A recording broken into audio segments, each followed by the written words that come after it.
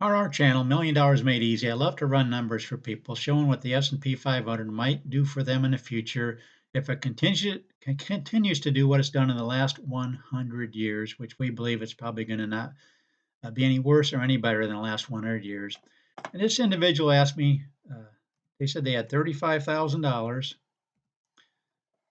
and we were going to run that at $350 a month just to see where an individual might be. In 1940, 38-year-old with after 25 years, I have 1.739. You can just look at any of these numbers after 25 years, 1.218. What we want to do is run it for every single year. So we did that. And again, we're looking at the 25-year column because this individual is 38 years old. And this is what we found, that in this column, all the way down through here, for a 25-year period, whether you pick 24, 25, or 26, well, these are the actual numbers. You can see lots of them are in the millions.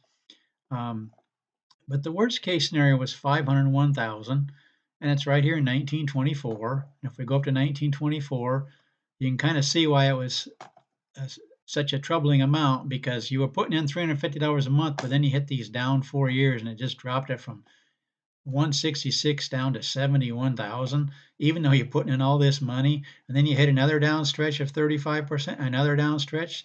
So in other words, after 25 years, you ended up with right here, 501,000. But that's the worst case scenario in the last 100 years, with this scenario starting with 35,000 and putting in $350 a month. Now, I had a request. What would it take to go from 35,000 up to $1 million? How much would you have to contribute? Well, my question is, how much of a time frame are we talking about? Obviously, in this case, the 501,000 after 25 years, in the worst case scenario, you wouldn't have made it to $1 million. You would have only made it to $500,000. And let me show you how these numbers would work out. $350 a month. We'd have to go down here a ways till we finally saw the $1 million mark. There's the 25, there's a 501,000.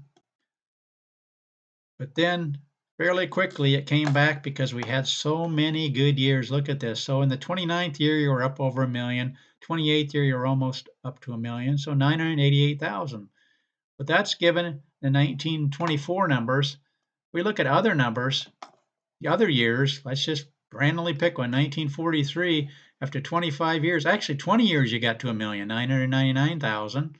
We did 1943. You can see those numbers right here. 999,000 and up over $1 million the rest of the way. So it depends on what's going on here. But this individual asked me, well, would it take $450 a month? Well, let's look at $450 a month. Again, I'm going to update this. I believe 1924 is still going to be the worst year, because that's what we saw in previous, because it was such a down, not just one decade, but 2 decades.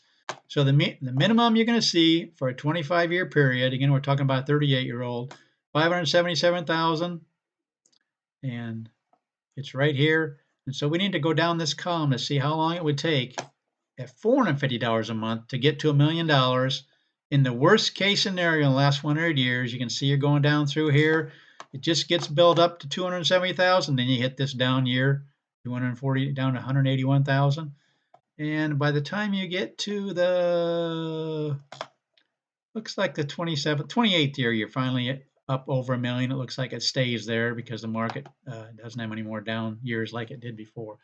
So $450 a month, take you about 27 to 28 years to get to that $1 million from 35,000. You also wanted me to run the numbers for $500 a month.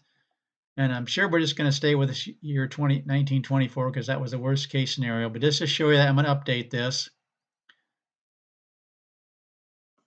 $500 a month, 616. There's 1924 again. So we're going to stay with 1924 because, like I said, that was the worst run for 25 or 30-year period. Let's see $500 a month, where a person would be, how long it would take to get to $1 million. Looks like 1951 or 28 years later would have gotten to $1 million, and it would have stayed above $1 million. In fact, if you see here, you can get there 30, 35, and 40 years. But of course, if you're 38, you can't be looking at staying in the market till you're 40, 78 years old. But that just shows you, hopefully these numbers kind of make sense to you. I had to kind of look down through here, but 1924 was a bad stretch. If we look at some of these other years, 1941, after 20 years, no problem. You would have been reaching it in less than 20 years. You wanted me to run it at $450 a month. In less than 20 years, you would have made it in 1941 if the numbers looking ahead would be have those kind of numbers. We can just pick all kinds of numbers.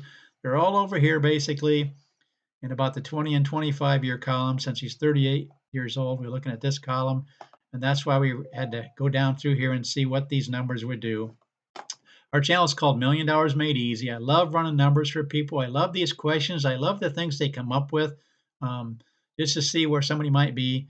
If they've already got some money in the market, they already have some money accumulated in a nest egg, and they want to see what would it take. In this case, what would it take to get from 35,000 to $1 million? And we look at the worst case scenario was 1924. In that case, it took about 28 to 29 years. Consider subscribing. Tell your friends about these numbers. I just love running numbers for people, just to see where they might be in the next 20, 25, 30, and 35 years. Thanks for watching.